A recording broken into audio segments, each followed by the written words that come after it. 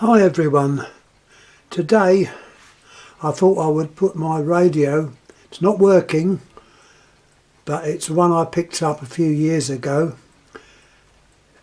at a boot sale, where else, in England, and it's a radio which originated from down under.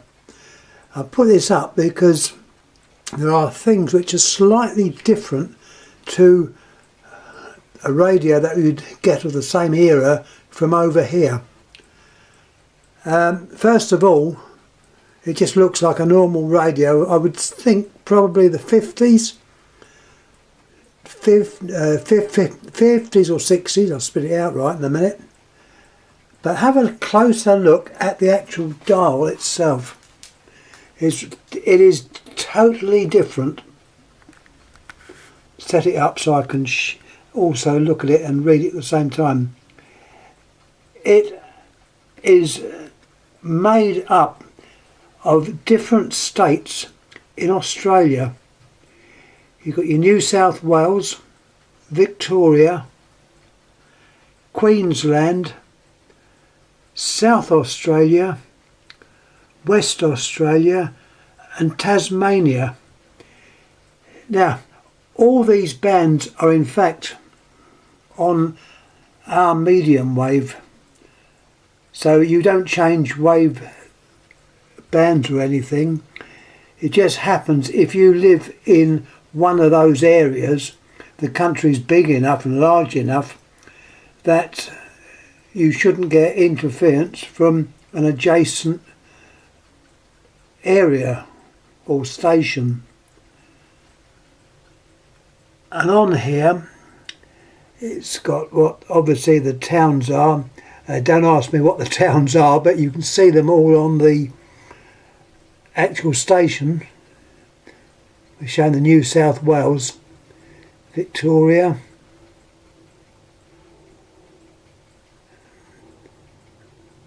and so on. That is totally different to anything we have in England.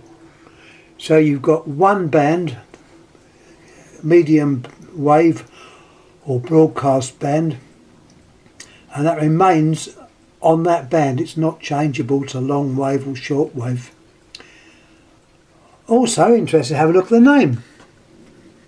A very famous name, the Gramophone Company Limited, Sydney, New South Wales. Now the Gramophone Company was based over here at Hayes, Middlesex, and their trademark is the famous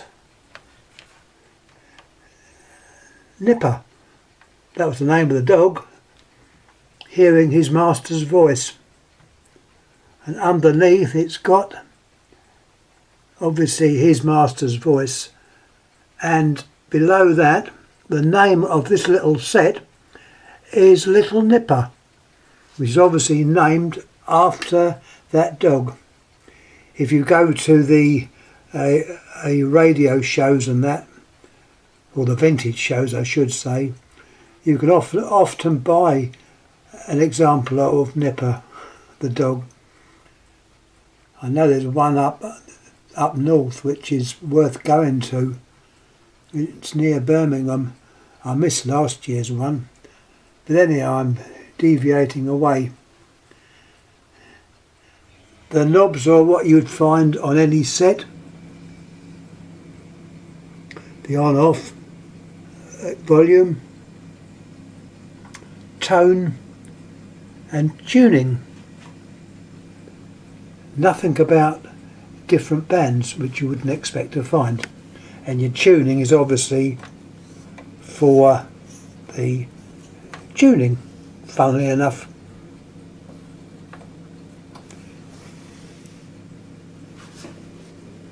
There's some other writing on there. Yeah, they're different. There's writing also in blue.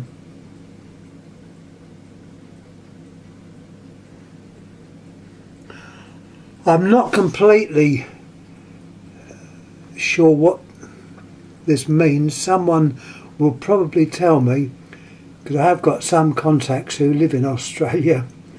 So if they see this, they might say, oh yes, that's so and so.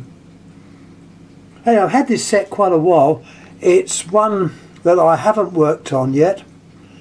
It needs a blooming good clean at the back, as you can see. I'm about to turn him round.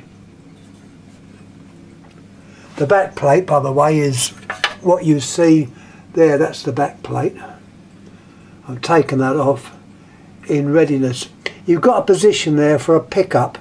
Well, that would have been used if you had a record player. Another old idea.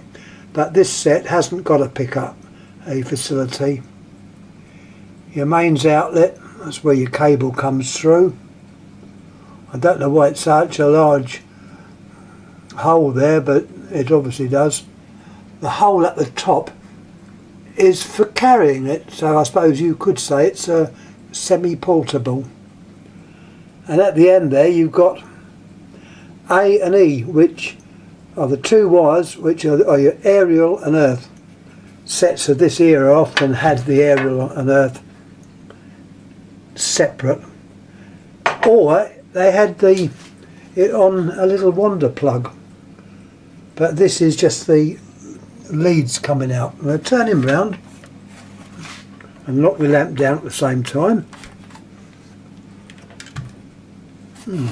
Let's turn him round.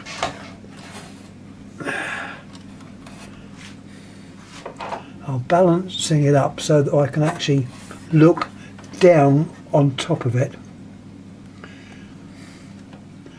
Right, here we are. I always like to see the innards of things. It's been untouched. You've got your mains lead there. There was on the end of that lead an Aussie plug. I took that out because it was going to be used via a variac. With these old sets, never ever plug them straight into the mains. You just don't know what the state of the smoothing capacitors might be. It's better to put it in series with either a 60 or 100 watt lamp and then turn it on and see what happens. You shouldn't get any damage with that. In fact, I probably advise a 40 watt lamp. Use a 40 watt rough service type bulb and put that in series. They often refer to these as a poor man's variac. If you've got a variac, definitely use that, but start it on a low range.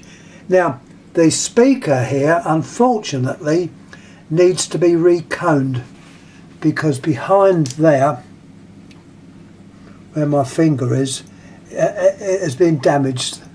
The cone needs replacing or repairing. You should be able to get a speaker of that size, but it'd be nice to repair it. That way you have the original speaker intact. You've got your two terminals at the top. It's not a mains energized speaker. It's just got a coil surrounding a magnet, or actually surrounding the cone itself, because these are called moving coil, referring to the fact that the coil moves within the poles of a magnet. Some of the other things, your tuning capacitor, that consists of two sets of vanes or plate, or what comes in and out. I can't. As you change the actual stations, the vanes open up, and it is a variable capacitor or condenser in the old days. And connected also on it and sealed is a trimmer. That too is a variable capacitor. I think they used to call that the Mullard type, or the Philips type, because Philips and Mullard's the same company. And talking about valves, so is Valvo. They're in Germany. Talking about valves, we show a couple there.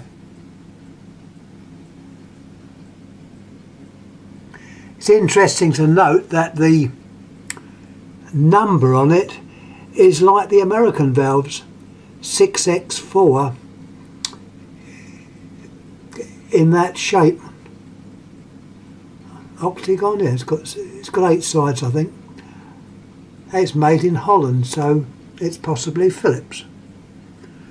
Sealing pip at the top. It's all very dirty because no work's been done on it at all. It's got 6151. I don't know what that refers to. It could be the age or the years. I think it's earlier than 61. But there we are. It's not working for obvious reasons. I'd have liked to have showed it working. You've got your transformer there. A good hefty mains transformer. This being old, it's the old-fashioned type of transformer. Not a transistor in sight. In those 2 cylinders will be your, they're like coils, IFTs, intermediate frequency transformers. IFT, and they're set up in the factory. Hopefully not to be messed about with. We've got the tops there. What else have we got? You've got your drum there with the cord on it, and that cord goes to the tuning knob at the front. If these cords go, you have a hell of a job to redo them. So, you know, it's something to be considered if you ever buy or pick up an old radio for restoration.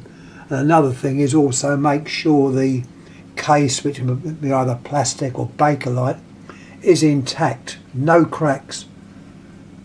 Cracks are certainly a no-no. They can be polished up, they can be made to look quite nice. This case was okay. As I say, someone obviously brought it back from Australia. Anyhow, that more or less ends this little one. Let me turn it back.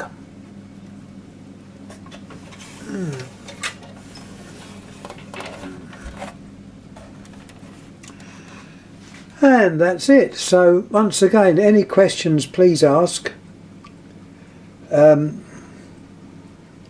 Someone might know the exact age of this. I would love to get it going. Having stated it's sort of made for the Australian market, if it's on medium wave broadcast band, it should be possible to pick up stations that you'd normally find on medium wave. A little bit old-fashioned now, but nevertheless we collect these old things. They become more rare as time goes by, so we must try and keep them, do them up. Anyhow, once again, any questions please ask.